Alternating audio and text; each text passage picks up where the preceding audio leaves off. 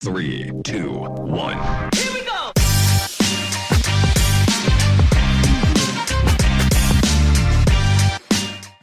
Bueno, gente, hoy el episodio de hoy, antes de iniciar el episodio, les quiero pedir que muchas gracias por todo el apoyo y el seguimiento que nos están dando en las redes sociales y los suscriptores que tenemos, y también en Instagram y en TikTok ahora, que también estamos en TikTok. Por favor, síganos allá. A los que no se han suscrito, por favor, suscríbanse en nuestro canal de YouTube, y en Spotify también estamos.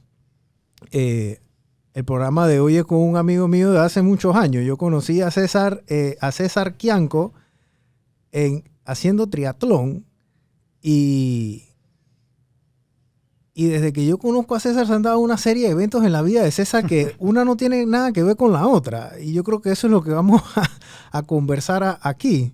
¿Tú eras tritón cuando yo empecé? Correcto, yo era de tritones cuando comencé triatlón. ¿Y tú estabas en el club cuando yo empecé o yo llegué? Cuando yo llegué ya tú estabas ahí. Ah, ok.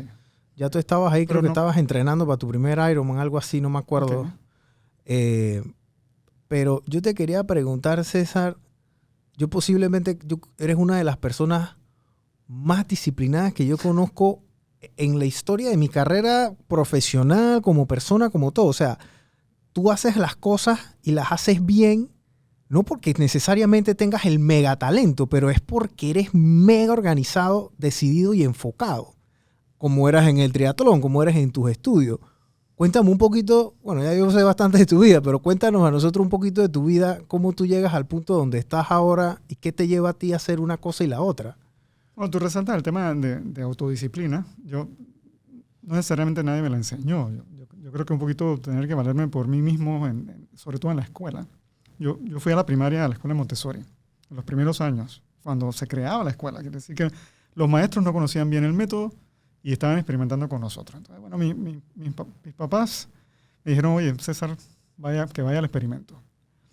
Y en Montessori, cosas que yo resalto de ellos es, tú tienes la posibilidad de hacer lo que tú quieres. Tú estudias lo que te interese y lo haces a tu ritmo.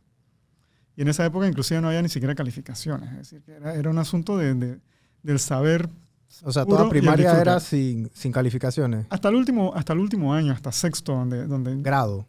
sí, hasta sexto grado, porque ya se acababa la escuela. Montessori no iba a tener versión secundaria, por lo menos para mi generación. Yo soy la primera generación de Montessori, así que tuvieron como que en ese momento resolver el tema de grados para poder que esos muchachos, que éramos 4, ¿Y eso en qué año fue? estoy hablando del 78, Ok. para que esos muchachos que habían estado durante 6, 7 años, preprimaria y la primaria completa, pudieran llegar a la secundaria.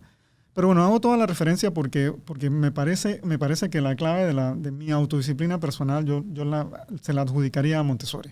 Porque ya te digo, no había reglas, es decir, si tú quieres saber de cómo eran los tiempos antiguos y los dinosaurios, tú sabes, tú investigabas por tu propia cuenta y tú pedías ayuda de referencia, pero es una cosa que tú hacías directamente. Sí tenía el encanto de que tienes que compartir con la gente. Es decir, lo que tú aprendes, tú vas y te sientas con los demás en círculo y echas tu cuento. Bueno, esto fue lo que aprendí de los dinosaurios. Así que un tema me parece que Montessori hizo gran parte de lo que yo diría hoy es el resumen de la autodisciplina. Sí, y si en efecto no es que yo me preparé para ser autodisciplinado. Yo soy disciplinado porque bueno, cuando tú me conociste, yo... Eras disciplinado y ahora también. Sí, pero por ejemplo, yo entré a hacer triatlón tarde en la vida, ¿no? Yo no hacía deportes cuando estaba ni en la primaria, ni en la secundaria, ni en la universidad. Yo fui a estudiar, me gané una beca para ir a estudiar en una universidad donde el campus es muy grande. De hecho, le dicen The Farm, la granja, que es Stanford en Palo Alto. Y mi salón de clases quedaba lejos de donde yo vivía. Entonces, tú sabes, como para llegar allá, ¿qué hacer? Entonces compré una bicicleta. Y bueno, la bicicleta como medio de transporte es el que me llevaba de la ala. ¿Y tú te ibas desde Stanford hasta tu casa? Sí. ¿Que quedaba como a cuánto tiempo? Podrían ser unos 15, 20 minutos. Ok. No era súper lejos, Uh-huh. No es súper cerca. Ahora yo pensaría eso estaba cerquita. Sí, ¿no? sí. Pero en ese momento para mí era mucho, así que la bicicleta resolvía. Y digamos, por ahí empieza mi acercamiento a la parte deportiva. Ojo, ¿En Stanford qué estudiaste? ingeniería estructural. Ok. Ojo, mis papás hicieron mucho, sobre todo mi mamá, para que yo hiciera deporte. Yo no le hice caso. Hoy en retrospectiva yo digo, señores padres y madres, hagan actividad física con sus niños. Yo creo que en mi caso, bueno, es un poquito de regret, un poquito de debió haber sido y no lo fue. Ujú.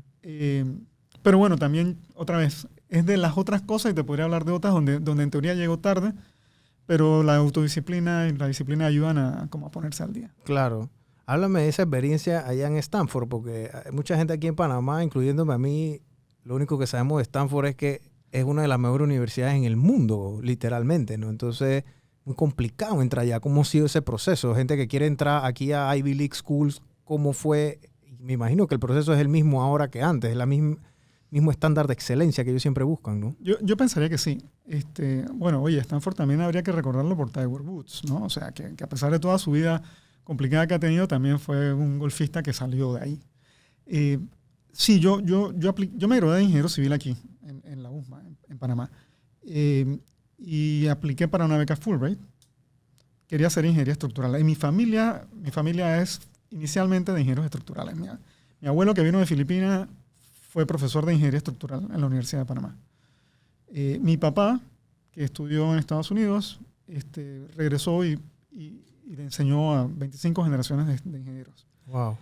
Y yo inclusive seguía los pasos porque yo empecé a prepararme, a ayudar a mi papá y diseñé estructuralmente edificios y losas y diseñé cosas con él. Así que yo quería hacer eso, así que apliqué para una maestría en ingeniería estructural allá. Y el proceso sí, complicado. Tienes que tener buenas calificaciones, sí, necesitas pasar los exámenes básicos. En ese entonces, GRE, básicamente, y TOEFL, para decir que hablas inglés. Claro. Y que vas a sobrevivir en el mundo académico hablando inglés. Apliqué a la beca Fulbright. Yo obtuve la beca. La beca no me cubría ir a Stanford. E inicialmente la beca no necesariamente quería que yo fuera a Stanford. ¿Qué es la beca Fulbright? Beca Fulbright es una beca patrocinada por el gobierno de los Estados Unidos. Uh-huh. Cumple 75 años el programa. Wow. Los Estados Unidos, después de la guerra, dice vamos a encontrar un mecanismo de integrar un poquito al mundo, y lo hacen a través de intercambios académicos. Uh-huh. Entonces llevan a gente del resto del mundo a las universidades americanas, y llevan estudiantes e investigadores americanos al mundo. Entonces ese intercambio es Fulbright. Bueno, esa es una beca muy prestigiosa. Mucha gente en Panamá muy, muy talentosa. ¿Cuánta gente aplica a esa beca? O sea, ¿cómo es el proceso? O sea, ¿o dan, dije, una al año, dan 2 al año, o es por mérito? Dije, bueno, si hay 5 personas que se la merecen, se la dan. Varía mucho. Ok. O sea, no es un proceso escrito en piedra, pues. No sé exactamente cómo es ahora, y debería saberlo. Pero básicamente la experiencia que yo tengo es la gente que quería ir a estudiar a Estados Unidos aplicaba la beca, y un pool que digamos iba variando en tamaño de un año a otro. Pero probablemente en nuestra época aplicaba unas 70, 80 personas, y usualmente habían probablemente unas 7, 10 becas. Okay. O sea, eso te da un poquito la proporción, ¿no? Entonces había un proceso riguroso, no solamente por la parte académica, que tienes que resolverlo con la universidad, es decir, tienes que considerar la misión de la universidad. Primero. No, en el proceso. Ah, ok, durante el proceso. Sí, okay. Sí. No necesariamente tienes que tener la admisión para pedir la beca. No puedes pedir la beca, y inclusive la beca algunas veces te ayuda a buscar universidad, un poquito depende del interés. Okay. Pero luego el proceso local, yo lo recuerdo como exigente, porque además había, tú sabes, un proceso de entrevistas con ex becarios Fulbright y con gente de la embajada americana. Uh-huh. Entonces digamos que eso fue una experiencia interesante. Y en el caso mío, que es el que recuerdo con una peculiaridad, es me ofrecieron la beca y me dijeron, oye, las siguientes universidades son las universidades que te ofrecemos. Y yo dije, es que yo no quiero ir a ninguna de esas universidades. Lo que yo quiero estudiar está en este otro lugar. Y dice, bueno, nosotros la beca te la has ganado, No va a ser una beca completa si decides ir a otro lugar, pero además tú tienes que conseguir la admisión por tu cuenta. Entonces, bueno, todo el proceso de escribir a las universidades, que consiste no solamente en presentarles los resultados de los exámenes, sino además de escribir ensayos, porque quieres ir allá, qué es lo que quieres hacer.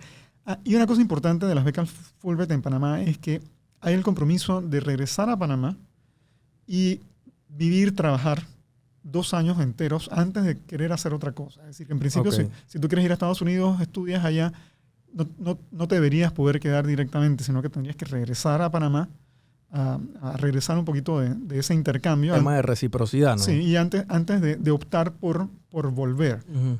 Creo que lo que quieres al final no es que la gente venga 2 años y se regrese a Estados Unidos, quieres que esos 2 años queden aquí, ¿no? te quedes aquí, ¿no? Y bueno, tiene otra vez el encanto hacerla. Ahora hay bastantes otros programas que tienen la embajada de intercambio. Hay programas que tienen que ver con liderazgo. Hay programas que invitan por ejemplo, a gente de medios, a comunicadores digamos, de nueva generación para que conozcan un poquito con los medios americanos. Uh-huh. Hay programas que tienen que ver con los profesores, que son programas muy específicos de temas de docencia. Okay. Además de otros de investigación. Yo obviamente le guardo mucho cariño y respeto, y mis relaciones con la embajada son buenas en el sentido de que ellos me brindaron la oportunidad de ir, y en reciprocidad pues yo suelo conversar, claro, y hablar de las cosas buenas que tiene. Ojo, en mi caso cuando llegamos a Fulbright, a mí me eligieron para un programa que era como una introducción a la vida universitaria en Estados Unidos.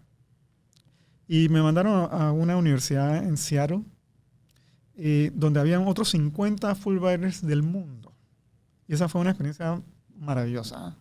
Porque toda esa gente venía un poquito iban a estudiar cosas totalmente distintas a la mía. Iban a universidades completamente distintas. No todos íbamos a la misma universidad. Pero gente muy talentosa. Y el común denominador era el filtro Fulbright, sí, ¿no? Correcto. O sea, que había excelencia ahí también, sí, ¿no? Sí. Y las conversaciones desde... la parte divertida, entre comillas, era vamos a ver Brave Runner. Tú sabes, vamos todos juntos ya a ver la película. Y después la gente se queda 2 horas conversando. Filosofando. Filosofando de Blade Runner. Entonces digo, bueno, ok. Y otra vez, había gente de toda naturaleza. Había, tú sabes. Claro. Yo recuerdo que mi roommate era un muchacho coreano. Y me parece que era del área de finanzas. Crack con los números. Tú sabes, tipo súper. Yo soy disciplinado, el tipo era más disciplinado que yo. Lejos. Wow. Pero luego había hoy por hoy es una líder del movimiento feminista en Sudáfrica, por ejemplo. Okay. Hay un profesor turco, famoso también por su acción social. Entonces hay como de todo. Alguna gente sí se quedó en Estados Unidos al final, alguna gente se quedó haciendo docencia y terminaron siendo profesores en universidades en Estados Unidos. Uh-huh. Pero fue una súper buena introducción más que a la vida estudiantil universitaria. Esa tú la ibas a tener que aprender de todas maneras cuando llegaras a tu propia universidad, y además iba a ser distinta en cada caso, pero fue muy bueno ese encuentro mundial de gente que viene de todos lados. Y esto fue en los 80, ¿no? Sí, esto fue en los 90. En los 90. Sí. Okay. Yo me fui con Fulbright en el 93, estuve en 1 año y medio y regresé. O sea, que esto fue pre-redes sociales, esto era pre-celular, pre-todo. O sea, sí, todo era de esta... Era gente de palabra, vamos a vernos a las 5 en tal lado, y la gente estaba a las 5 ahí. O sea, no había que estar chateando, vas a venir, estoy en camino, confírmame la confirmación, o sea... No, la novedad en esa época era la comunicación por correo electrónico. O sea, que estaba comenzando los primeros pininos del internet. Sí. Entonces, bueno, sí, esa era como... Salimos de ese encuentro con que la gente tenía el correo del otro, ¿no? Wow. O sea, que te seguías escribiendo por correo. Que tú tienes email. Dije, sí. Dije, ¿qué? ¿Y tú tienes? No, yo no lo tengo. Como cuando salió Facebook, ¿no? Dije, ¿tú tienes Facebook? No, tú tienes, espérate, para abrírtelo. Eso, tiempos interesantes también porque son, para Panamá son tiempos post-invasión. O sea, 93, correcto. Así que habíamos pasado... Tú viviste todos esos 80 y 90 aquí en Panamá. Recuerdo, y ahora estamos echando un poquito para atrás, yo recuerdo que mi último día de clase formalmente, esta es la última clase, ya lo que te quedan son exámenes y trabajos. Uh-huh. Fue la noche del 20, o sea, esa noche nos fuimos. Wow. Sí, nos fuimos a la casa y nunca más regresamos. La USMA. En la USMA, sí. Wow. Sí. Bueno, y había... Estoy haciendo la cosa para atrás, pero habían sido años interesantes en la USMA, porque yo había pertenecido a la dirigencia de los estudiantes en tiempos complicados, porque estaba dictadura en su apogeo. Claro. Estaba la asociación de estudiantes. Yo el primer año, bueno, yo llegué, soy el nuevo aquí. ¿Sabes qué cosas se hacen aquí? Bueno, teatro, está bien, yo voy a hacer teatro. Y alguien me dice, estamos lanzando una nómina para la asociación de estudiantes. Bueno, ¿cómo es eso de la asociación de estudiantes? Y terminé siendo secretario de la asociación ese año y presidente un par de años después. Pero coincide con ese primer año, que es el año en que aparece la Cruzada Civilista. Y la EUSMA, la Asociación de Estudiantes de la EUSMA es uno de los, digamos, los fundadores. Hubo persecución y todo en esos tiempos, así que un poquito de dictadura también tenemos en la lista. Entonces, llegas a Stanford, vas a esta mega universidad, o sea, todos los genios salen de ahí básicamente, ¿no? Y ni siquiera lo estoy exagerando. ¿Cómo fue esa experiencia cuando regresaste de vuelta a Panamá? Porque la gente que estudia afuera y después regresa a Panamá, como que a veces hay un shock en todos los sentidos, ¿no? O sea, acá las cosas se manejan un poquito diferente. Interesante también porque yo antes de irme a estudiar había empezado a trabajar en construcción. Yo hacía diseño estructural, eso me permite ir a Stanford. Y había trabajado con el taller de mi papá, diseñador de las Torres Miramar, y digamos un poquito creador del ambiente técnico para que se construyan los edificios altos en Panamá hoy por hoy. Entonces, bueno, le tengo obviamente una gran estima y un gran reconocimiento. Mucha gente le tiene una gran estima. Y yo me acuerdo las veces que salíamos a lo de Panamá 500, que después vamos a hablar de eso, pero todo el mundo se acordaba y se acuerda de tu papá porque tu papá tiene libros por el ingeniero César Quianco, ¿me explico? O sea, pero varios libros, no uno, varios. Ahora podemos hablar de eso, porque también es un aporte intelectual muy importante. Pero yo había empezado a hacer construcción, es decir, había empezado a trabajar con una empresa que se llama Estructuras Postensadas, que es una subsidiaria de ingeniería RM. RM la gente la conoce porque ha hecho mucho en la construcción privada, especialmente en Panamá. Entonces, con el grupo de Roberto Roy, de Jaime Jovaney, de Laurencio Jaén, yo empecé a trabajar en la parte de cables, que era la instalación de cables postensados. Esa es otra historia, pero también es revolucionario, es decir, porque los edificios altos que conocemos aquí se hacen gracias al uso de la estructura de las estructuras postensadas. A esa tecnología. Sí, entonces, bueno, yo aprendí a diseñarlos, yo lo diseñaba. Pequeño paréntesis, cerca de Stanford hay una compañía que se llama Adapt, como adaptarse. Y esa compañía diseñaba software para el diseño de losas postensadas. Entonces, un poquito la conexión, ¿no? Yo quería ir a Stanford porque además iba a tener la posibilidad de conocer a Villan Alami, que era el creador de esto. Y eso en un momento dado pasó. Pero ya había empezado a hacer un poco de construcción. Y cuando me fui a estudiar estructuras, parte del journey, del recorrido personal de uno es, diseñar estructuras es algo muy delicado, ¿eh? Porque tú dices, bueno, tú estás sentadito con tu hoja de papel, tu calculadora, tu pluma, tu computadora. Tú tienes que aplicar, tú sabes, la ciencia conocida y tienes que asegurarte que la cosa no se vaya a caer. Porque detrás de eso la gente va a vivir, va a tener actividad. Y entonces tú sabes, tú tienes la vida de mucha gente literalmente en tus manos en ese momento. Es correcto. Entonces, eso requiere estar como en paz, desde mi punto de vista, en paz para diseñar. Y yo no es que no logre estar en paz, pero por otro lado, soy una persona que está bastante activa e inquieta en otras cosas. Yo dije, tú sabes que a mí me gusta más el tema de la gerencia de construcción que en la parte del diseño estructural. Y fue una decisión tardía, porque ya me había ganado la beca, ya había conseguido la misión en Stanford y ya estaba en Stanford. Cuando decido no voy a regresar a diseñar. Entonces, esa pregunta que tú me haces de cómo es ese regreso es un poquito distinto, porque cuando yo regresé con la decisión de ir a hacer otra cosa después, más encaminado a la parte de... Pero ya habías terminado el tema del diseño. Pero ya había terminado el diseño y la parte de maestría también. Okay. Una cosa que siempre me gusta mencionar es, cuando uno va a universidades de primer mundo, Stanford es una de ellas, el programa de ingeniería estructural de aquellos tiempos es un programa muy destacado. Uno dice, yo yo voy a aprender muchísimo. ¿Sabes? Nada de lo que yo he aprendido hasta ahora lo voy a ver. Y un poquito en homenaje a mi papá, tengo que decir que sí, yo di una clase súper buena con un profesor que se llama Helmut Gravlinger. Es un austriaco que enseñó en Stanford en nuestra época y él era el profesor de diseño estructural. Mi papá aquí enseñaba diseño estructural, 4 cursos de diseño estructural. Y el último curso de mi papá es diseño de edificios altos. Bueno, eso era, ¿no? Cómo garantizar que todas las cargas están entendidas, que soporta gravedad, el peso propio, que soporta el viento o el sismo, que se tuerce correctamente. Bueno, eso es lo que nos enseñaba mi papá aquí.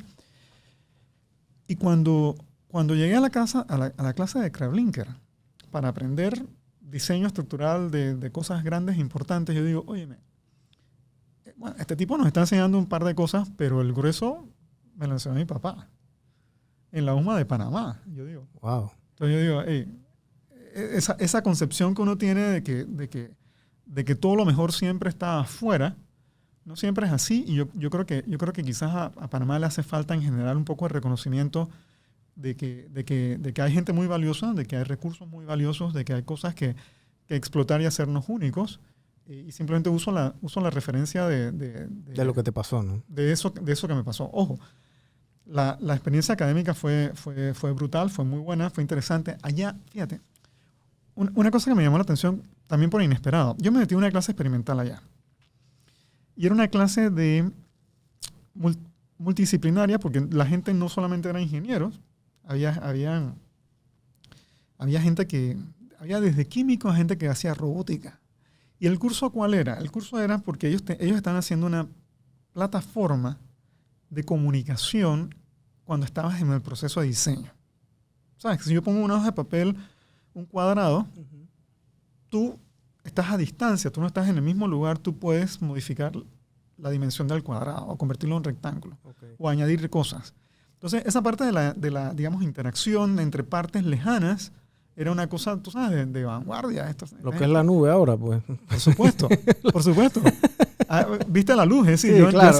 Yo en ese entonces me parecía una cosa, tú sabes. O sea, lo que no están viendo que están peladitos, o por lo menos que tienen menos de 20 años, era una nube, pues. Sí, el equivalente a una nube con que todo el mundo modifica el mismo archivo a la vez, ¿no? Así es. Y en aquel entonces era una cosa súper experimental, donde no podía todo el mundo simultáneamente cambiar cosas, sino que, bueno, yo voy a cambiar algo y le toca avisar a todo el mundo, voy a cambiar esto y anunciarle, he cambiado esto. No te puedes meter en el archivo. Exacto, no hagas nada en este momento mientras hago este cambio. Pero fíjate, hoy por hoy, probablemente 25 años después... Es muy transparente. O sea, la gente dice cómo esto siempre existió y así hacíamos juntos y los niveles de colaboración, gracias a plataformas tecnológicas, desde gente que está editando un texto a gente que está haciendo diseños nucleares, pues lo haces con ese mismo esquema de comunicación. Entonces, por ejemplo, parte de la experiencia en Stanford es poder, tú sabes, llegar a eso, o sea, llegar a este curso experimental de esta gente que está inventando algo. Y eso me pareció interesante.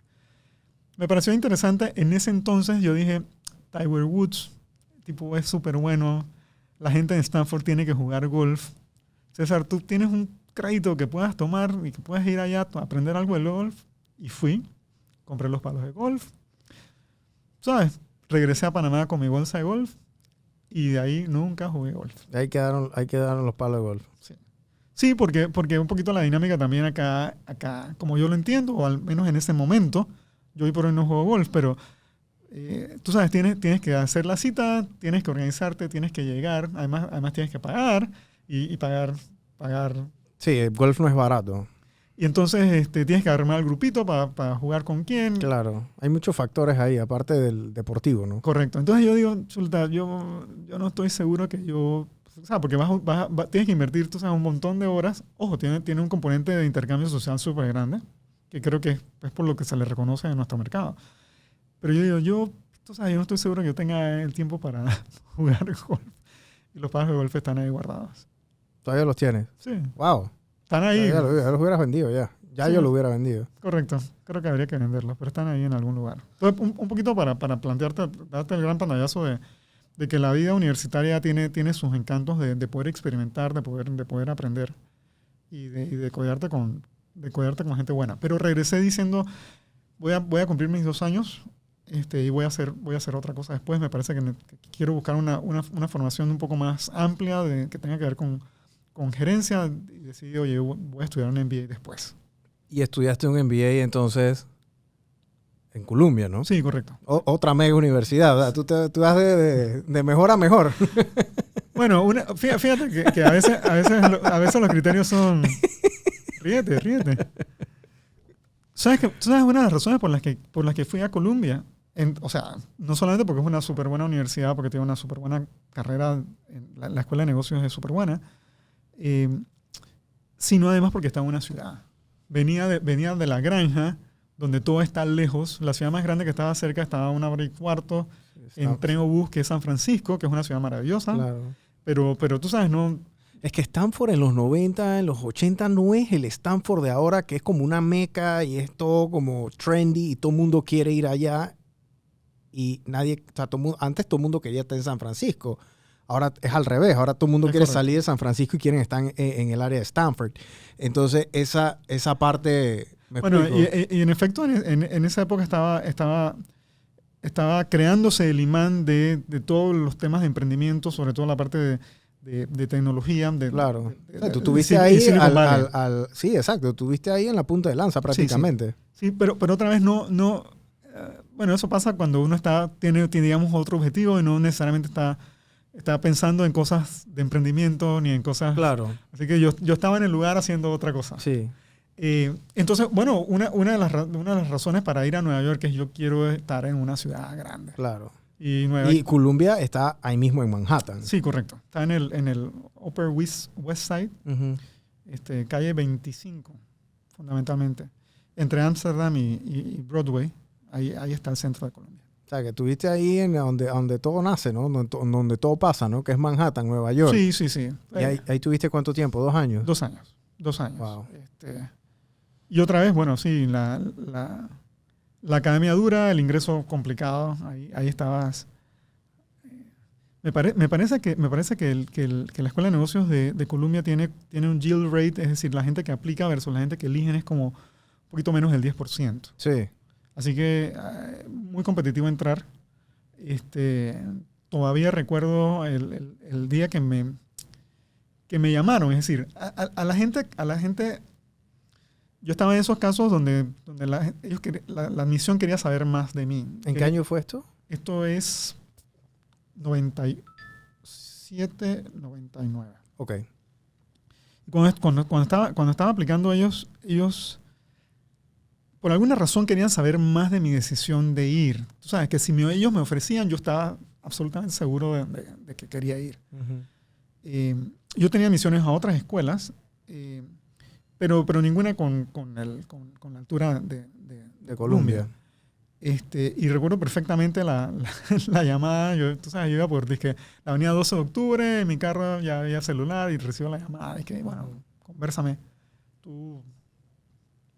¿Quién te firmó las cartas de recomendación? Contéstame esto. Y ahora viene el tema del ofrecimiento. ¿Tú realmente quisieras venir aquí? Y yo digo, absolutamente, estaba esperando esta llamada. Claro. Digamos, un par de meses después estaba ya. Una clase también súper competitiva. Competitivo de una forma distinta también, ¿no? Porque sí había un elemento internacional súper grande. Colombia también es reconocido porque viene gente de todos lados. Uh-huh. Especialmente hay un componente importante tanto en la Escuela de Negocios como en su vecino que está literalmente enfrente, que es SIPA, que es la Escuela de Public Affairs. Es súper internacional. Lo que te voy a comentar del nivel de competitividad es que lo cómico era decir que aquí en esta clase nadie se copia. ¿Sabes? No se copia. En Stanford tú no te copias, en ambos no te copias por una cosa que se llama Honor Code, el código de honor, ¿no? Tú tienes que firmar que no te vas a copiar. Uh-huh. Pero además en Columbia la gente decía, además del Honor Code está que yo no me copio del otro porque yo soy mejor que el otro, Así que, ¿cómo es eso de que me voy a copiar? Sí, te deja copiar para sacarla mal, pues. Entonces era un poquito eso, pero otra vez, el grupo Latinos ahí era súper importante. Nosotros organizamos la mejor fiesta de la Eso pasa en todas las universidades facultad. gringas. O sea, los latinos siempre son como que las mejores fiestas son las de ellos. A mí me pasó en FSU también. Bueno, y en efecto, yo terminé siendo el que elegía las piezas que íbamos a tocar ¿sabes? El roster de canciones que se iban a bailar en las noches de los Lava Party. Muy divertido. Wow. Muy divertido. Y otra vez, gran experiencia, gente de todas partes del mundo. Había un énfasis importante en finanzas de la escuela y mucha gente venía y se quedó en Nueva York. Pero también gente de todas partes del mundo, grandes amigos, gran Y experiencia. tú regresaste entonces, regresas a Panamá, Sí.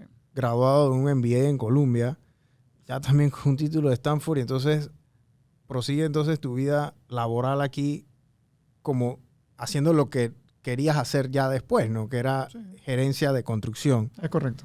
Yo creo, me imagino que tú has hecho muchos proyectos, pero yo creo que el más emblemático fue el biomuseo, que ese fue como que, ese fue tu bebé, ¿no? Tú lo hiciste de la A a la Z. Y ese fue un proyecto largo también. ¿Por qué demoró tanto el biomuseo? Tienes demasiadas preguntas, Brian. O sea, es una curiosidad. Porque, yo sé que era un proyecto, tú sabes, ¿no? Especial. Mira, solamente te voy a dar el pie para allá porque yo estaba haciendo gerencia antes de irme a hacer el MBA. Ok. Y en el proyecto en el que trabajé antes fue la construcción de la estructura de la nueva embajada americana en Clayton. En Clayton, ok. Sí. Y ahí simplemente para referir que fue, me parece que para RM, en ese entonces fue también un quantum leap a nivel de organización, porque era un proyecto grande, un proyecto demandante. Nosotros no éramos el contratista general que Ingeniería de RM suele ser, sino que era un contratista del contratista general. Okay. Era un subcontratista. Okay. En ese momento RM. Sí, en ese momento. Pero las exigencias de la gestión del proyecto eran complicadas. Desde cómo tienes que llevar el control de qué barras de acero vas a poner en este lugar de la caja fuerte, ¿me explico? Donde guardas documentos. Entonces hay también un elemento adicional de construir este tipo de facilidades que son, digamos, muy especiales. Cuando regresé del MBA, RM necesitaba un gerente para construir un proyecto que estaba empezando otra vez. Es decir, habían hecho el movimiento de tierra, habían puesto como la primera piedra del biomuseo. Uh-huh. Y yo en ese entonces no estaba aquí, o sea, yo no pertenecía a eso. Pero el proyecto se paró, me parece que por un poquito de ceguera y miopía política. Es decir, tienes un proyecto que tiene muchos encantos. Y esos encantos yo los descubrí, soy un gran comunicador de ellos. Porque si tú tienes un museo que ha diseñado un tipo muy talentoso que es reconocido a nivel mundial. Sí, Frank Gehry es un monstruo en el tema de la arquitectura, ¿no? Y tienes la gente que lo adora y tienes la gente que lo detesta, Uh-huh. pero igual es un icono del diseño arquitectónico. Y luego tienes una historia que contar súper interesante, que al final te dice, oye, ¿cómo ha evolucionado el mundo y cuál ha sido el rol tan importante de Panamá, que gracias a Panamá existe el mundo como lo conocemos hoy? Entonces, si tú dices eso, yo digo, oye, todo el mundo tendría que estar un poquito alineado con esta historia. Es decir, todo el mundo debería decirle al resto del mundo por qué Panamá es tan importante. Entonces, bueno, ese cuento yo lo interioricé muy rápido. Todo esto porque voy a regresar a la miopía. Tienes un proyecto súper interesante que pasa de un gobierno a otro. Y en ese pase, el nuevo gobierno dice, pausa. Alto, ¿qué pasó aquí? ¿Cómo es esto? ¿De qué se trata? ¿Por qué este proyecto es millonario? ¿Por qué lo están haciendo ustedes? Y entonces tienes 2 años para que la gente investigue qué es lo que estaba pasando. 2 años son un montón, ¿eh? En construcción son siglos. Y para la gestión gubernamental, y que eso yo creo que hay que hablarlo en algún momento, para la gestión gubernamental, esos 2 años se supone que no son nada, eso es business as usual. Pero para una gestión de querer hacer las cosas y hacerlas bien, tú no puedes tomarte 2 años investigando si lo que empezaste estaba bien o mal. Y hay muchos ejemplos hoy por hoy, ¿ah? Y tan sencillo como que qué vamos a hacer con el Puente de las Américas. ¿Qué vamos a hacer con el túnel Claro. para cruzar el metro? Entonces yo digo, tú no echas para atrás decisiones tan importantes por el prurito de investigar qué es lo que está pasando, porque tienes Claro. una duda. Claro. Bueno, resulta ser que por un tema absolutamente coyuntural, cuando reinician el proyecto después de 2 años de para, el original gerente de construcción no estaba. El tipo no está para esperar 2 años. O sea, Claro. el tipo está para hacer otra cosa. Sí, ya. Y dice, oye, César está regresando. César, ¿querrá esto? Así, es un gran signo de interrogación. Y yo digo, sí, claro. O sea, esto es una aventura. Y fue una aventura. Una aventura desde leer los planos hasta entender quiénes tomaban las decisiones, cómo hacer las cosas, cómo garantizar que los subcontratistas entraban por el carril, cómo producir resultados. Fue un proyecto largo. Y que quedara tal cual tuvo plasmado en el Sí. plano también, ¿no? Oye, y con todas las complicaciones que tiene. Es decir, es un diseño súper complicado. Es súper complicado. Pero fíjate, contratistas locales hacen el trabajo. Y eso se hizo 100% con mano panameña. O sea, ustedes no trajeron, o bueno, a lo mejor sí trajeron, pero digamos que el grueso se hizo aquí en Panamá con Sí. contratistas locales. Sí. En principio sí. En muchas ocasiones el contratista local tenía un socio extranjero, o tenía la experiencia, o que tenía la posibilidad Para algo puntual. Sí, y que tenía la posibilidad de mandar, por ejemplo, a gente técnica que había tenido experiencia previa en esto. Pero otra vez, los contratistas en general son contratistas locales. También hay un quantum leap de tecnología, porque especialmente las cosas más complicadas. El techo. El techo es absolutamente complicado. Yo creo que tú vas allá y simplemente a verlo y tú dices, ¿y eso cómo lo construyeron? Sí, porque el techo es una cosa hecha con, no sé, que uno puede hacer, digamos, una maquetita con unos papeles y unos cortes y una vez que, bueno, aquí está pero eso en hierro y cemento es otra cosa. Sí. Es hierro que tienes que poner, bueno, déjame usar la referencia como es. Eso es el dosel del bosque. ¿Qué es el dosel del bosque? Eso cuando tú estás en la selva, los árboles están encima de ti. Entonces, tú ahí vas a ver troncos, que son las columnas, vas a ver unas ramas, que son los elementos de acero, que sostienen la cubierta, que es el techo. Y tiene huecos entre un techo y el otro, Sí. por ahí cruza la brisa y entra el agua. Y el sol y la... Exacto, ese es el dosel del bosque. ¿Eh? Entonces, tú sabes, el concepto que a mí me parece espectacular. Construir eso es espectacularmente demandante. Es decir, ¿cómo haces que ese acero, que es tridimensional, quede en la posición correcta? ¿Cómo haces que esas piezas que no se van a fabricar en sitio, sino que vienen prefabricadas empaten? ¿Y cuál es el nivel de tolerancia? Es decir, si tienes un error, ¿cómo lo corriges? ¿Cómo lo ajustas? Bueno, eso fue parte de del gran trabajo que tiene Claro. el museo, ¿no? Se invirtió muchísimo tiempo en cosas de tecnología que no eran usuales acá, por ejemplo. Uso el caso del acero ese. El acero de la estructura de acero, hubo un diseñador, no es el diseñador, sino el que hace los llamados shop drawings, que son los planos de taller. Uh-huh. Cómo deben cortarse, dónde deben soldarse, cómo van atornillados, en qué lugar hay huecos. Bueno, eso lo desarrolló alguien y pasó los archivos electrónicos a la empresa local, que ellos, ahí está su quantum leap de tecnología. Ellos compraron equipo suficiente para poder leer y fabricar los planos que le estaban mandando de manera digital. Entonces, Wow. el grueso de la estructura metálica se fabricó aquí. Okay. Se fabrica aquí. Y luego tienes el siguiente reto. Bueno, ya lo tienes cortado, Ahora un hueco. súbelo, pues. Ahora lo tienes que subir. Y eso, Y atorníllalo. Y atorníllalo. Y suéldalo. Y no se puede caer. Está clarito. Y eso es un dolor de cabeza. Y Claro. eso fue un dolor de cabeza. Y luego otras cosas que... O sea, lo hicieron que con grúas y... Sí, porque... Sí, grúas. Superman no llegó y lo subió, o sea... Varias grúas trabajando simultáneamente, varios Ah. equipos de agrimensura trabajando simultáneamente. Gente trepada ¿sabes? Para poder recibir y atornillar. Y, en muchas ocasiones soportes temporales. Bueno, fue un trabajo.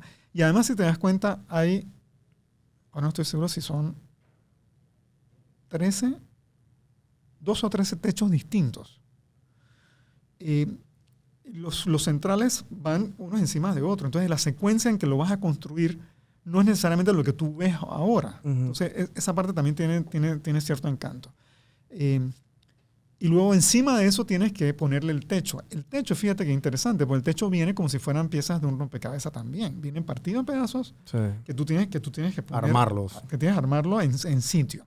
Y ahí sí hay una complejidad importante. Y bueno, en el camino uno, que me parece que es mi caso, yo disfruto hablando del biomuseo, no solamente por lo que fue y lo que es. Yo insisto en que más gente debería conocer el biomuseo, que más gente debería conocer la historia que cuenta el biomuseo. ¿Cómo tú le dices al mundo que gracias a Panamá el mundo existe tal como es hoy? Bueno, eso es una cosa importante.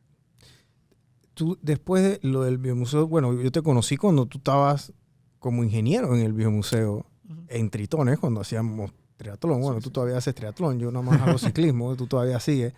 ¿Cómo tú entras a este mundo de hacer triatlón y deporte? Porque no vienes de una vida deportiva y entonces no solamente haces triatlón, pero haces Ironman y haces triatlón en un nivel extremadamente alto, a un nivel muy competitivo, donde no quedas, me explico, o sea, César, para que sepan, no es ningún pintado en el mundo del triatlón, gente. O sea, este es un man que lo va a humillar en una carrera, sí o sí. O sea, yo he visto peladitos de 18, 19 años que César los deja tirados, o sea, detrás de la ambulancia. Y es algo que es un golpe de humildad muy fuerte ver a una persona de tu edad compitiendo a un nivel tan alto. O sea, ¿cómo tú entras a este mundo? Mira, casi por accidente. Cuando yo regresé de Nueva York, es cierto, yo corría algo en Nueva York, pero así es que en el parque daba una vueltecita. Por salud. Sí, por salud. Eso decía yo. Yo lo más que corrí en Nueva York, estando en Nueva York, fue un 8-miler, un 8 Crazy 8-miler, que es una carrera de los corredores de los Roadrunners de Nueva York, donde corren con una ruta, que es una ruta en el Central Park, que tú no sabes exactamente cómo es. Por eso lo de loco, ¿no? Es una locura de 8 millas, eso serán como 12 kilómetros. Eso es lo más que yo había corrido nunca. Llegué a Panamá y una buena amiga me dice, óyeme, nosotros corremos aquí todos los lunes. Y a las 6 de la tarde corremos siempre por rutas distintas. Y ese grupo, para los que no saben, se llama Hash. El Hash corre todos los lunes, yo de trono relampaguea, inclusive haya una pandemia, a las 6 de la tarde. Tiene una peculiaridad este grupo. Este grupo es socialmente súper diverso. Es decir, ahí tiene gente muy encumbrada y gente súper humilde, que va y corre. Se corre unos 45 minutos, una hora, y después de eso llegó realmente el motivo, porque lo que viene es tomar cerveza. Sí. Es una gente que son tomadores de cerveza que tienen un problema de correr. Entonces, hacen una cosa y van y corren para decir... Y salen de Albrook. Bueno, salían de Albrook en mi época. No sé de dónde salen ahora. De todos lados, porque el sitio de partida cambia todos los lunes. Okay. Marca una persona distinta, tienes que buscar la ruta, es decir, porque tú puedes llegar a una intersección y no sabes exactamente por dónde es. Y la gente tiene que ir a buscar por dónde sigue. Entonces se va creando la ruta de eso, también tiene cierto encanto. Entonces, bueno, yo voy a ir ahí.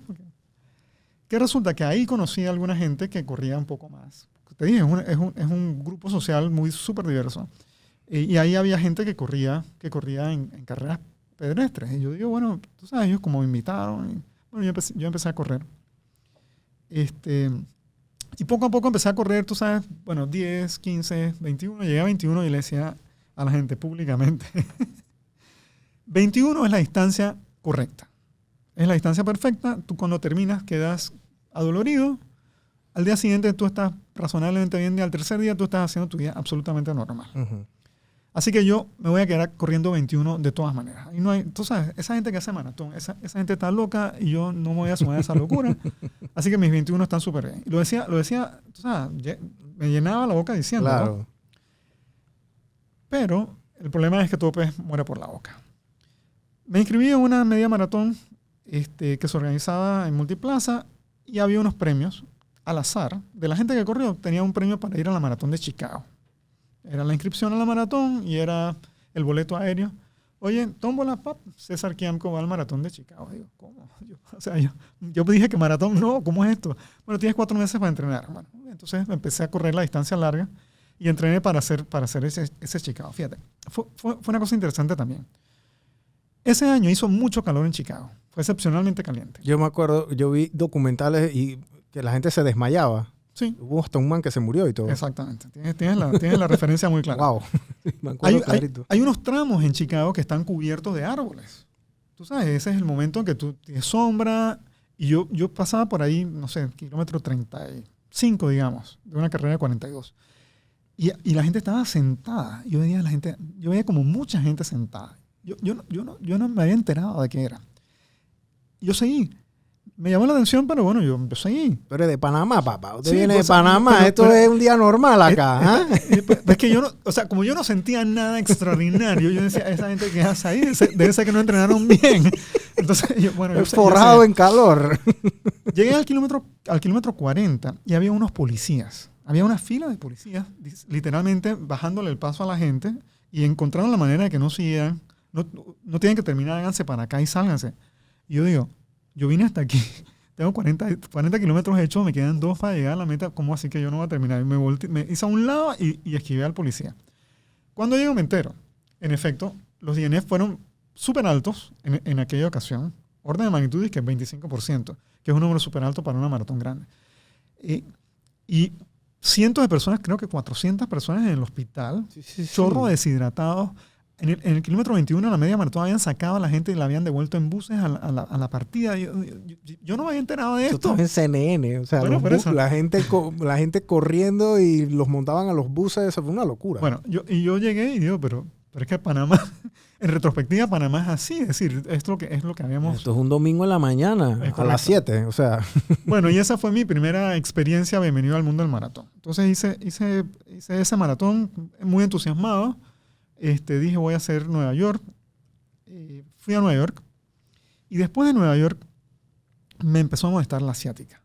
Estuve literalmente parado, con dolores increíbles. Fui a verme al neurólogo, hice los exámenes de rigor. El neurólogo dice, mira, hay 10% de las personas que tienen esto que requieren operación. Tú no necesitas operación. Pero tú no vas a volver a correr nunca más. Digo, yo aquí para mis adentros, ¿cómo así? Es decir, a César no le digas que no puede hacer cosas porque ganas, tú sabes, el espíritu interno te dice, ¿cómo así que tú me estás negando correr? Uh-huh. Y el tipo ahí como para consolarme me dijo, lo que sí puedes hacer es ir a nadar. Y eso te va a convenir porque tú sabes, vas a fortalecer el core y eso te va a ayudar para que la ciática no te moleste. Y así... De esa forma llegué de alguna forma al mundo del triatlón. Porque empecé a nadar y la gente decía, oye, ya que estás nadando, tú sabes. Sí, nomás, sí, así mismo fue conmigo. Entonces tú nada. Correcto. Bueno, y sabes manejar bicicleta, y bueno, eso corres es fácil, lo de menos, correcto. Y así como si fuera ya a Multiplaza. Y en el camino encontré gente que estaba haciendo tri y que me dieron, digamos, una bienvenida sencilla a eso. En aquella época, el triatlón de Portobelo era el triatlón, el digamos, top. Más grande, sí. Sí. Entonces, bueno, ese se usa montañera. Yo no tenía bicicleta aquí. ¿Okay? Y entonces yo dije, bueno, voy a comprar una bicicleta. Compré una bicicleta montañera y empecé a entrenar poco a poco, ¿no? O sea, ¿Solo? Sí, solo. Un día, sí estaba de alguna forma vinculado porque me interesaba el tema de la UTP, de la Unión de Triatlón de Panamá, porque, bueno, ellos eran los organizadores de los eventos. Así que un día dije, tú sabes, yo voy a ir allá a ayudar, a ser voluntario. Y todavía creo en eso hoy por hoy, cosa que me parece que hay que hacer. Es decir, toda la gente que participa en organizaciones deportivas debería ser voluntario. Debe ser voluntario. Para que la vivan. Sí, porque tú no sabes el esfuerzo que hacen los voluntarios por un lado, sí. Y tú como deportista tienes la posibilidad de brindar siendo voluntario. Que la mayoría de esas carreras se dan gracias a los voluntarios, es correcto. No a los atletas. Y a mí me parece que esa es una deuda que tenemos aquí. Pero dicho eso, empecé a hacer, ¿qué fue lo primero que hice? Hice una carrera accesible, entre comillas, que era el triatlón de Coronado. y bueno, ahí empecé, yo terminé mi carrera. Vamos a ver cómo me va. Y luego mis amigos, algunos venían del Hash, que los había conocido del Hash, estaban haciendo triatlón y dice, César, tú debes venir con nosotros a hacer el triatlón de Portobelo. Digo, ¿cómo es eso? Cuéntame un poquito. Y los tipos me embarcaron y fuimos un día dizque a practicar la natación en el mar abierto. La Guaira. En La Guaira. Entonces tú te paras en La Guaira y ves hasta dónde tienes que llegar, que es al otro lado del... Ah, Isla Grande. Hoy por hoy en retrospectiva, eso está cerquita. Pero la primera vez lo recuerdo como si fuera ayer. De la misma forma como uno lo ve lejos. cuando vi la primera vez la distancia del Ironman, que podemos hablar luego después de eso, de la natación, el mismo efecto, wow, yo tengo que ir hasta allá y volver. Eso era como una locura. Y afortunadamente ese primer Portobelo fue plato. El mar estaba súper tranquilo, no había corrientes, la temperatura estaba buena, así que digamos fue una buena bienvenida para empezar a hacer triatlón. Y por ahí pues seguí haciendo triatlón. UTP por bastante tiempo, estoy hablando esto fue probablemente el 2004. Así que pasaron 5 años sólidos en que la UTP empezó a hacer carreras de un poco más, de mayor distancia, Uh-huh. y llegó a repetir muchas veces el llamado medio Ironman de Panamá, ¿no? Uh-huh. Que es la distancia de medio Ironman. Y yo, ¿sabes? Poco a poco, sin ninguna aspiración, fui haciendo medios Ironman. Es que si ya se hace Portobelo, ya el medio Ironman es fácil. O Bueno, sea, sí, yo porque- hallé siempre hacer Portobelo mucho más difícil que cualquier half. O sea, era una... Y tiene sus dificultades especiales porque, bueno, la nadada puede ser complicada si el día ese no es bueno. Uh-huh. Desde aguamalas hasta corrientes y olas. O sea, esa puede Sí. ser una nadada complicada. Pero luego tienes la parte de la bicicleta. La bicicleta hoy por hoy está en su mejor versión. Pero hubo versiones en que nos metimos en la montaña a cargar la bicicleta. Ah, no, sí. Donde no podías montar la bicicleta. Sí, yo todos los Portobelo que hice tuve que cargar la bicicleta como 10 kilómetros. Bueno, yo soy súper miedoso para bajar las lomas especialmente, así que tengo amigos que subían, la cargaban en esas rutas súper raras y bajaban montándola. Y eran acantilados. O Sí, sea, tú sí, te sí, caías sí, sí. y... ¿Te sacabas la mugre? No, y eran 100 metros hacia Sí, sí. abajo. Bueno, yo 200 metros al precipicio, literal. el peligro le tenía una raya a eso, así que yo bajaba con mi bicicleta agarrada a las manos. Uh-huh. Inclusive después viene la parte de la trinchera, que es la montaña, corriendo. Subes desde Portobelo y luego bajas al valle y bueno, tiene sus dificultades. Yo tengo un amigo que era del grupo que me empujaron a llegar al Portobelo, y yo por alguna razón empezaba a correr y llegaba al final, a la parte alta de la montaña, antes que él. Se llama Rompi Bennett. Y cuando yo iba a mitad de la montaña bajando, él decía, César, voy por ti. Y el tipo, que es una gacela bajando y que no le importa el peligro, él bajaba, ¿sabes? Y me sacaba 1 kilómetro y llegaba ya a la parte plana, y bueno, después lo alcanzaba nuevamente. Pero digo, la bajada para mí siempre fue un tema de dificultad, y bueno, hay gente que son súper buenos. Son más atrevidos, ¿no? Súper atrevidos. Entonces, bueno, teniendo, digamos, al haber varias de las competencias locales de la distancia de medio Ironman, apareció, alguien mandó del grupo, dije, óyeme, se está abriendo el Ironman de Cozumel. La primera vez que se abre el Ironman de Cozumel. Uh-huh.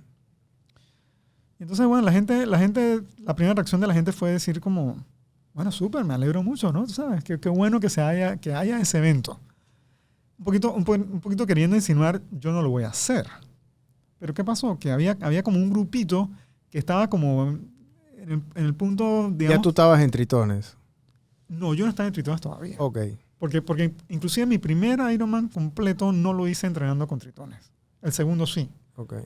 Pero el primero no. Pero había un grupito de gente que nos conocíamos, gente común y corriente, digo yo, que saboreaba la idea de hacer algún día un Ironman, pero que tú sabes, nunca en serio se lo había propuesto. Uh-huh. Y aparece este evento. Y dice, nadie dijo nada. Así, un grupo de, ¿sabes? 8 o 10 personas que básicamente están, digamos, al mismo nivel tuyo, que son amigos por eso. Nadie dijo nada. Y a la hora, la verdad, Todo el mundo se había inscrito. Todo el mundo se había inscrito. Callaos. Al final se inscribieron como 40 personas. ¿Ah? Sí, yo no hacía triatlón por ese tiempo, pero Ramsés fue esa vuelta Sí, también. Ramsés Me está acuerdo ahí. que Ramsés fue esa vuelta y... Ahí está Eladio, pero Eladio ya había hecho otros, pero Sí. Eladio está en ese grupo. Otra vez Rompi y Roger Bennett Claro. y Alexei Oduber. Había un grupo grande. Es Sí, decir, sí. se inscribieron 40 personas Ujú. y a la hora, la verdad, partieron 29. 29 es un número enorme. O sea, pongámonos en perspectiva. ¿Ah? 29 personas haciendo Ironman de Panamá. Eso es un chorro de gente. O sea, para que entren en contexto, gente, el Ironman, la distancia full son 2.800 metros, 3.800. 3.800, perdón, metros de natación. Después que nadas, tienes que montarte en la bicicleta 180 kilómetros, ¿ok? De ciclismo. Y después tienes que bajarte y correr una maratón completa que son 42 kilómetros.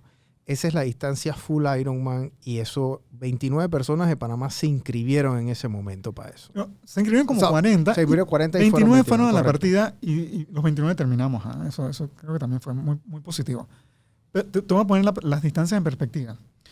Si tú estás en el biomuseo y nadas hasta el final del Causeway, hasta el Nado Perico Flamenco, la última isla, ahí hay 3.8 kilómetros.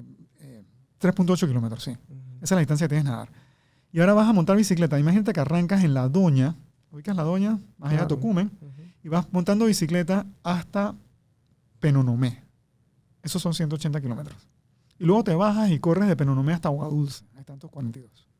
Esa es la distancia para que tengamos la referencia del evento. Y es un evento que usualmente hay que completar en menos de 17 horas. Correcto. Porque Ese- te cierran la meta, o sea, Sí, te sí. recoge una ambulancia, literal. Sí. Hay eventos que son un poquito más rápidos, donde los tiempos son más cortos. Especialmente en Europa, que son circuitos más rápidos, inclusive los bajan a 16, 15 horas y media. Wow. Sí, sí. Así que bueno, empecé haciendo esa. Después que terminé ese triatlón ese Ironman de Cozumel, regresé y me presenté donde Marcos. Marcos Antonopoulos, el coach de tritones. Nuestro coach. Y le dije, Marcos, tú sabes, yo quisiera nadar, ¿no? Porque el cuco es nadar. Yo quisiera que me ayudaras a mejorar mi natación. Entonces él así como, tú sabes, calladito dice, bueno, mira, yo la verdad es que no te voy a ofrecer natación. Si tú quieres, puedes venir a entrenar triatlón. Y yo dije, pero yo solamente quiero natación. Pero aquí solamente hay triatlón. Entonces, ¿sabes? La conversación no evolucionó mucho hasta que me inscribí. Entonces, bueno, empecé a entrenar con todas las virtudes que tiene entrenar con un club, porque otra vez había entrenado solo para ser el primero. Y entrenar con un club, y en ese entonces Tritones tenía Era enorme. muy grande y tenía un gran nivel, es decir, había gente súper competitiva, muy buena. ¿Tú te acuerdas una foto que nos tomamos en el Administration? Éramos como 100. Es posible. Tú sales en esa foto. Es posible, pero Éramos muchísima. como 100 no- tritones, entre los niños, los adolescentes, todos. Sí, o sea, sí, era sí. una locura. Y digo, bueno, formalmente fue el primer club de triatlón que tuvo el país. Y me parece que el gran logro de Marcos y Elena y Eric es poder enseñarle a los niños a hacer tri. Sí. Una escuelita. Ojo, no es una cosa sencilla para los niños, porque, o sea, no es un deporte, sino que son 3. Y bueno, hay algunas otras cosas que estudiar, porque inclusive los niños y los jóvenes lo entrenan, pero cuando se van a la universidad lo dejan y algunos regresan después. Entonces ahí, tú sabes, hay como Muy pocos.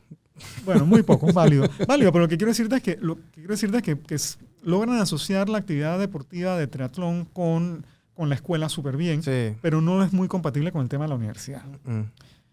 Bueno, yo vengo de una escuela distinta, yo empecé De viejo. de viejo a hacerlo, así que, bueno, eso es. Y hoy, no, ¿Cuántos Ironman has hecho en total? 13, Full. full, Y medios, no sé, ya se te... Sí, pero No. van arriba de los 30. Yo, no los cuento. No, yo hice como 7. Yo creo que los 7 tú los hiciste también conmigo. yo objetivamente no tengo la cuenta exacta de los half que he hecho. Ujú. Sí conseguí el número 13 este año en Hamburgo. Después del 12 uno puede aplicar a un programa que tiene la organización, que tú dices, tú puedes aplicar para ir a Kona. Kona es el campeonato mundial. Que se hace por medio de clasificación, ¿no? Sí, sí. El grueso la gente tiene que clasificar y tiene que clasificar con muy buenos tiempos. Claro. Y si tú me preguntas, yo estoy lejos de esos tiempos para la clasificación, pero también está este programa que te permite ir a Kona porque tienes muchos Ironman hechos, más de 12, que es mi caso. Entonces, bueno, yo estoy haciendo la fila para uno de estos días ir a Kona. Kona es el sitio al que todo el mundo quiere ir. Si ha o sea, hecho como Ironman. la utopía, ¿no? Todo el mundo quiere llegar allá. Sí.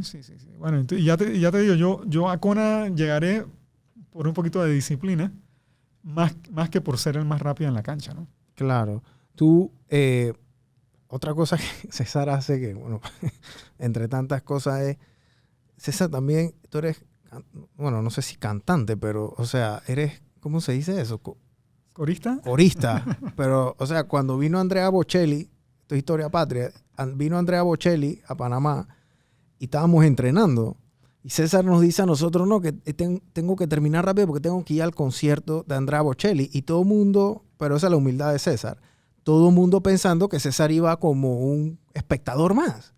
Y al día siguiente sale César en el escenario con Andrea Bocelli, porque tú eras corista del espectáculo cuando vino él aquí a Panamá. Sí, yo canté por mucho tiempo con Música Viva, que dirige Jorge Ledesma Bradley. Es un coro súper interesante. Yo canté por muchos años allí. Yo conocí a Jorge cuando estaba en la universidad, en la USMA, porque él era el director del coro que no existía en la USMA. ¿Okay? Y ese año que él llegó, él empezó a buscar gente y yo realmente no tengo una buena voz. Yo no canto solo nunca. Eso, así como correr la maratón de Panamá, nunca. Yo no canto solo nunca. Pero el coro es la suma de las partes. Claro. Y esas son cosas que se aprenden con gente como Jorge. Así que no había mucha gente que quisiera cantar en el coro de la USMA y yo me levanté la mano y fui y empecé a practicar. Teníamos un corito sencillo con un repertorio súper pequeño. Y cuando terminé la universidad, pues ya no pertenecía al coro. Y Música Viva estaba en un periodo que estaba reclutando gente.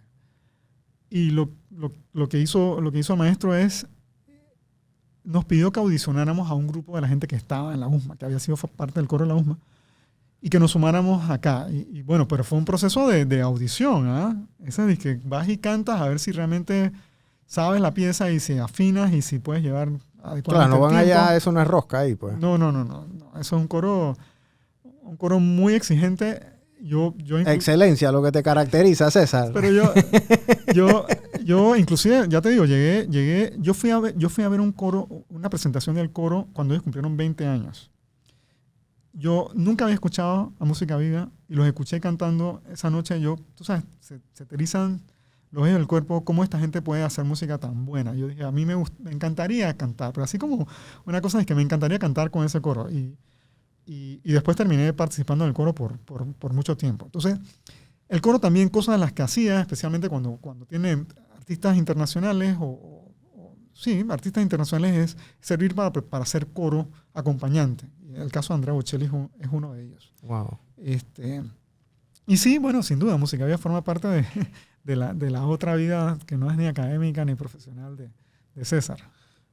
Tú haces un app porque me dijiste un día, me llama César y me dice, quiero hacer una aplicación. Y nosotros en ese momento hacíamos aplicaciones y la verdad es que en ese momento yo no entendía bien el concepto de lo que era Panamá 500. Okay. Hasta que tú me lo explicaste ya en vivo, porque me lo habías dicho por teléfono y después me lo explicaste en vivo. Y yo dije, wow, esto es una tremenda idea y era algo, en ese momento yo te dije, esto va a ser algo extremadamente retador. Pero tú lograste, el tema de los 500 lugares creo que era la ubicación de los lugares, no solamente eso, sino que tú llegaste a tener como un curador o una persona que fuera idónea históricamente en hablar de ese lugar. Hiciste una especie de reto o challenge de buscar los lugares.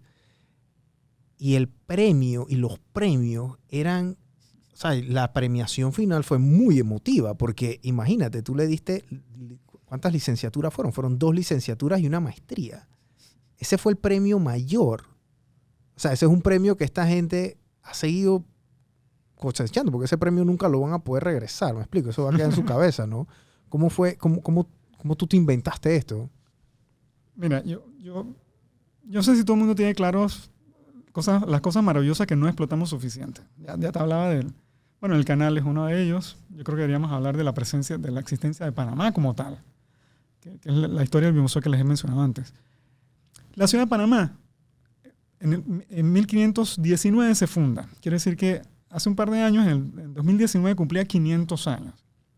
Y tú dices, tú has tenido la oportunidad de vivir la celebración de 500 años. O sea, 500 años es un montón. Claro. O sea, o sea, quizás para los europeos no lo es, pero para nosotros es la primera ciudad del Pacífico. Es decir, ¿cómo no vas a celebrar en grande esto? Entonces, un poquito así como, hey, vamos a soñar un poquito. ¿Qué se puede hacer para celebrar los 500 años de la ciudad? Bueno, ya habían algunas iniciativas que estaban andando y yo digo, ¿por qué no hacemos algo que sea lo más redondo posible? Es decir, que sea una cosa educativa, que sea una cosa divertida, que la gente pueda disfrutar y aprender en el camino. Y entonces, bueno, empecé a investigar un poquito qué cosas se podrían hacer. La gente que considera que es una cosa divertida, que es una cosa retadora, pero que también es accesible también para la gente. Entonces se nos ocurrió el concepto de Panamá 500. Dice, hay 500 lugares, uno por cada año que cumple la ciudad, para que la cosa empate. Que si tú visitas el lugar, tú te vas a ganar un punto por cada sitio que visites. Entonces tú dices, hey, visitar 500 lugares también es un reto. Uh-huh. Y en el camino, bueno, tienes que llegar allá, así que tienes que resolver cómo llegar. Así que de esa parte vamos a hablar luego. Y también en el camino puedes ir aprendiendo de qué es lo que ese lugar significa. Es decir, cuál es su valor histórico, cuál es su razón de ser para haberlo considerado como un sitio a visitar. Uh-huh. Entonces empatamos eso y le dijimos, y esto no tiene exigencias y esto no tiene un incentivo para que la gente lo haga.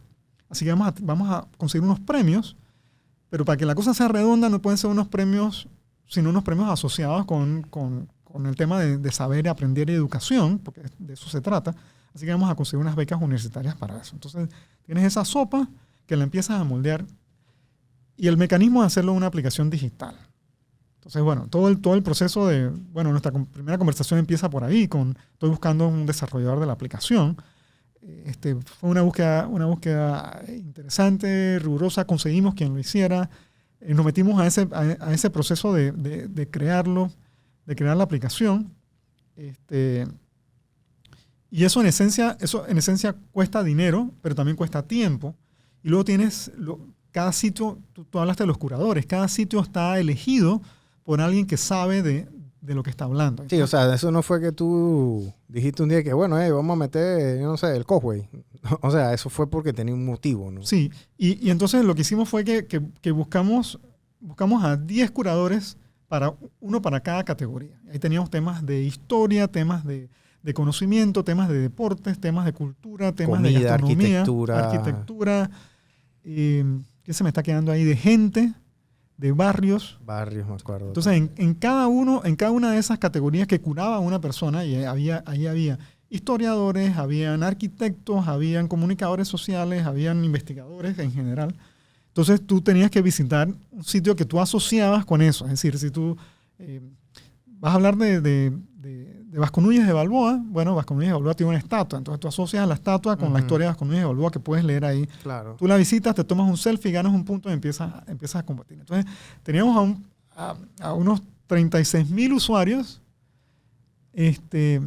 a unos 16,000 usuarios que hicieron algo así como 36,000 visitas a sitios. Es decir, que fueron y se tomaron una foto en el lugar. Sí, porque para llegar al sitio, gente, o sea, no era que tú ibas y tocabas, no, o sea, tenías que ir, tomarte una foto, el app te localizaba la foto donde tú estabas y adicionalmente tenías que estar en el radio también, ¿no? Entonces era una serie de factores tecnológicos que tenías que cumplir para tener ese ganchito, ¿no?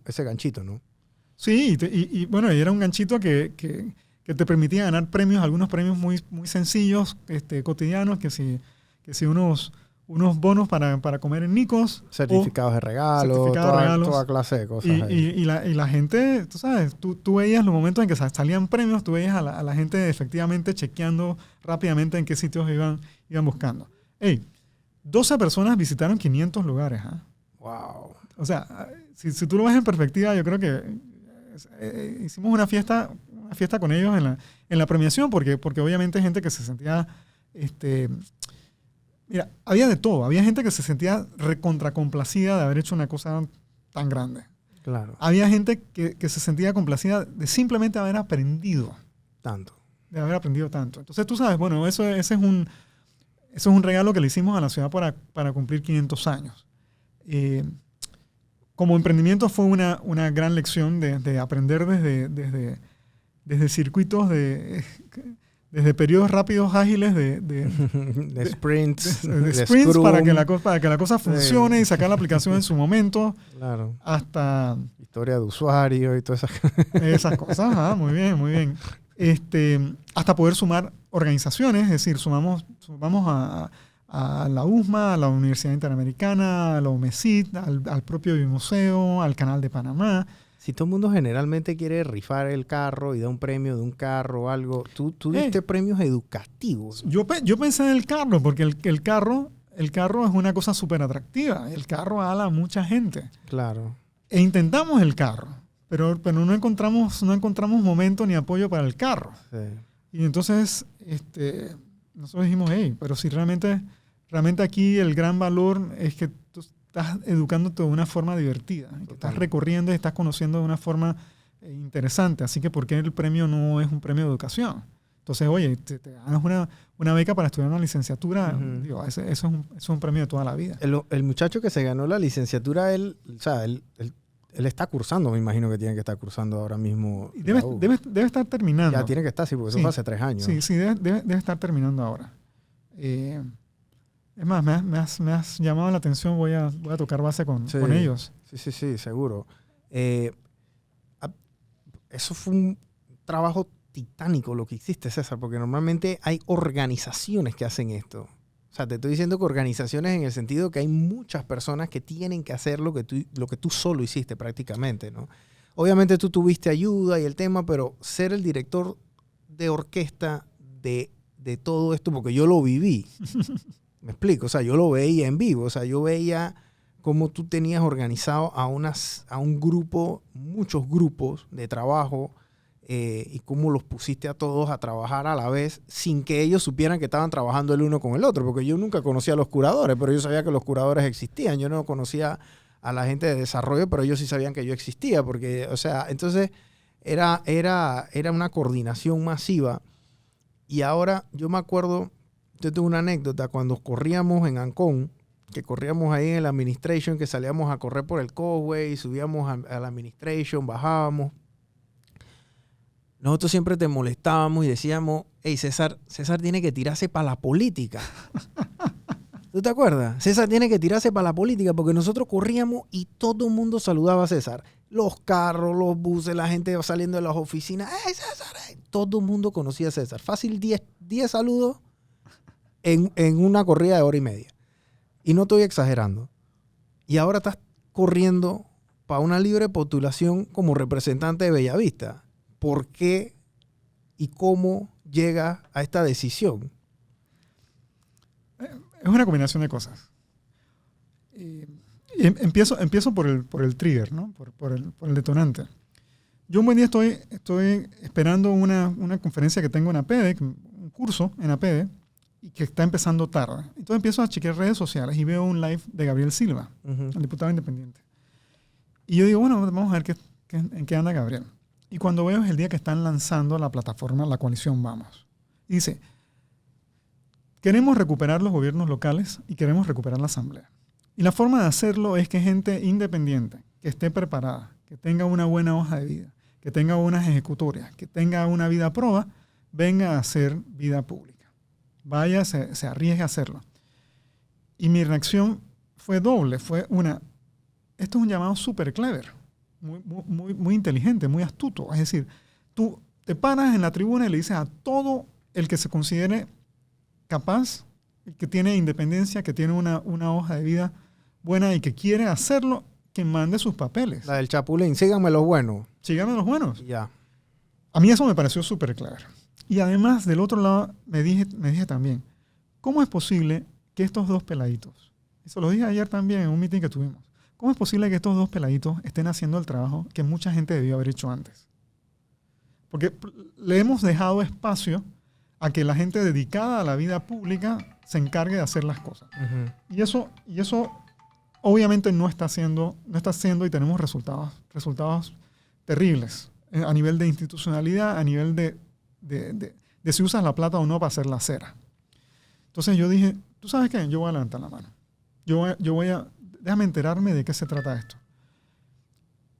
Y cuando descubro que ellos tienen organizado un proceso de selección, es decir, tú tienes que mandar tu hoja de vida, tienes que contestar unas preguntas, tienes que presentar tus ideas básicas, tienes que someterte a una entrevista y después de la entrevista, si ellos identifican que hay potencial, te mandan un formulario que es una declaración de intereses para que lo llenes. ¿Cuánta plata tú has ganado en los últimos 15 años? ¿Dónde has trabajado? ¿A qué junta directiva has pertenecido? ¿Cómo te han pagado eso? ¿Tú cuánta plata tienes guardada? Wow. Y yo digo, chuta, esto es literalmente un desnudo público violento. Claro. Pero por otro lado también te da, digamos, la certeza de que quieres hacer la cosa bien, de que quieres hacer la cosa ordenada. Entonces, bueno, me he sometido a esto. Decidí aspirar a un cargo de representante de corregimiento también por varias razones. Y la primera es que estoy haciendo esto del servicio público formalmente por primera vez y me parece que siendo un novato debo empezar por el primer paso. Además, porque parte de lo que hemos hablado a lo largo de hoy es que yo soy un tipo de hacer cosas. Es decir, magnífico conversar, es súper bueno conversar, pero no me sirve conversar si no llegamos a algo Claro. para que produzca resultados. Para que se ejecuten. Y lo estoy haciendo desde un corregimiento también que tiene el potencial de constituirse en el corregimiento de buenas prácticas modelo que permita inspirar y permita ayudar a otros gobiernos locales. Claro. Vamos a subir la barra, vamos a compartir lo que sabemos hacer para mejorar no solo a Bellavista, que otra vez tiene una característica súper atractiva, tú sabes, en general. Es gente educada, gente que quiere participar, gente que tiene capacidad de reciclar, gente que sale y camina. Bueno, vamos al siguiente paso con eso y vamos a generar más participación formalmente de la gente. Vamos a recibir las iniciativas, vamos a promover más vinculación de la gente. Sabes, que los jóvenes puedan educar en el uso de tecnología a los ancianos, que los lleven a hacer compras. Que la gente que se acaba de jubilar pueda ayudar a reforzar a la escuela a los más pelados. Claro. Que haya un poquito más de esa actividad. Recíproca, ¿no? Correcto. Y de presencia social y de trabajo comunitario. Claro. Para que la gente al final del día, el motivo principal es que queremos asegurarnos que la gente se sienta orgullosa de vivir en Bellavista. Claro. Me acuerdo que, ya como para ir cerrando la entrevista, César, tú hiciste algo que yo en mi momento hice, pero muchos años después. Tú trabajabas en RM y un día dijiste, chao. ¿Me explico? O sea, un día dijiste chao. O sea, tú diste el brinco a ser un emprendedor.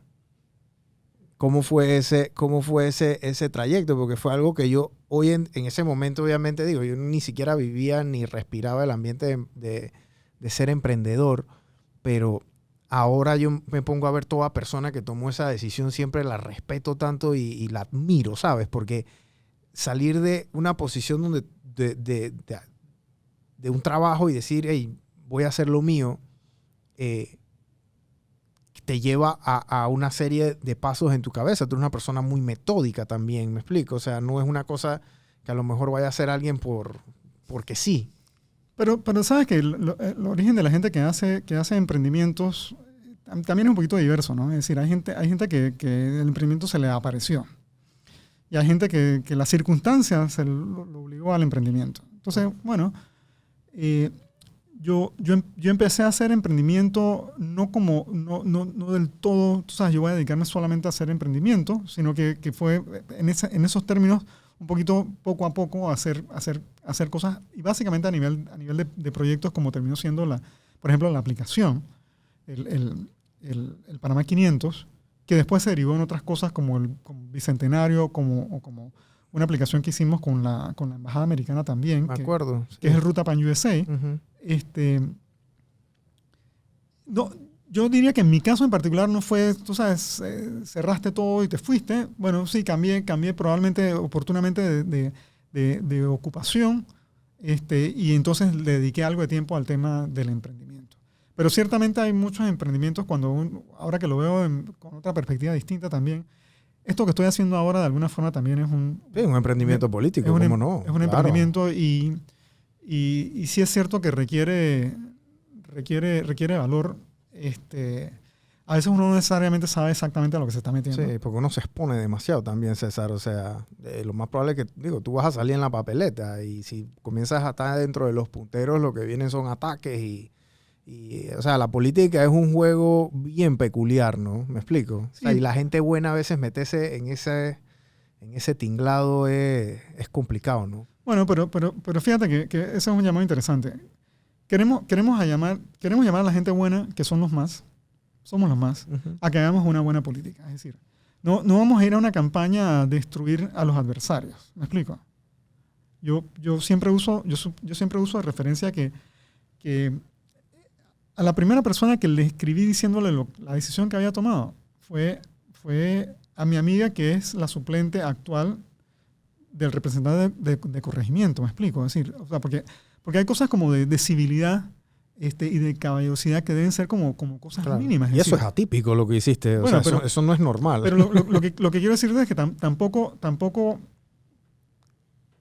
aspiro, hasta por negativa, no quiero verme envuelto en un enfrentamiento de una campaña donde nos estemos sacando trapos. Es decir, eso no es lo que estamos buscando. Claro. Y queremos asegurarnos de que la gente que en efecto somos más, la gente que piensa que se puede hacer una buena política esté de acuerdo. Que haya una contienda electoral de altura, ¿no? Así es. Vamos a hablar de ideas, vamos a hablar de propuestas, vamos a hablar de capacidades. Claro. Y al final del día, el servidor público lo que quiere hacer es poner su potencial y su energía al servicio de la comunidad. Y también quiere a cambio que la comunidad lo apoye y lo respalde para hacer cosas. Y el servidor público tiene que atender a todo el mundo, no importa de qué partido eres, no importa si votó por ti o no. Total. Pero entonces, ese tipo de cosas, como tú dirías, son como cosas demasiado básicas que uno no tendría que estar haciendo. Sí, son lógicas, pero no son la gente no la aplica, pues. Entonces, lo que significa que hay iniciativas que ponen en práctica a nivel, inclusive del ejercicio a nivel de la Junta Comunal. Es decir, vamos a tener que regresar a enseñar cómo se circula en la vía pública. ¿Sabes? ¿De qué lado de la acera caminas? ¿Quiénes tienen derecho? ¿Quiénes tienen prioridad? Que la gente te diga buenos días y que la gente te dé el paso. Bueno, a lo mejor tenemos que regresar a hacer cosas como Mocus en Bogotá para enseñar a hacer esas cosas y convertirnos, que yo creo que tenemos un gran potencial de hacerlo, en el corregimiento de la cortesía, ¿me explico? Es decir, que la gente se sienta orgullosa de decir buenos días, de decir pase y de abrir la puerta. Claro. Entonces, esa es un poco la buena política que buscamos. Qué bueno. Bueno, gente, el episodio de hoy fue con César, un poquito más largo de lo normal, pero yo creo que aquí podemos hacer 2 o 3 más de estos con todas las anécdotas y todos los capítulos de la vida de César. Desde ir a Stanford, desde regresar, ir a Columbia, sobrevivir la selva que es Manhattan, después regresar a hacer el biomuseo, después hacer un monumental con una serie de masiva de usuarios en el Panamá 500 y ahora los pininos en una vida pública, política, o sea, ha hecho... Y se me olvidó la carrera deportiva también, entonces, y la de cantante, entonces, y la de teatro, que no conversamos de esa, pero también hay teatro metido ahí. Entonces hay de todo un poco, ¿no? Así que muchas gracias, César, por haber venido aquí a Emprendementes y conversar con todos nosotros. Gracias. Gracias a ti, Brian. Saludos. 3, 2, 1.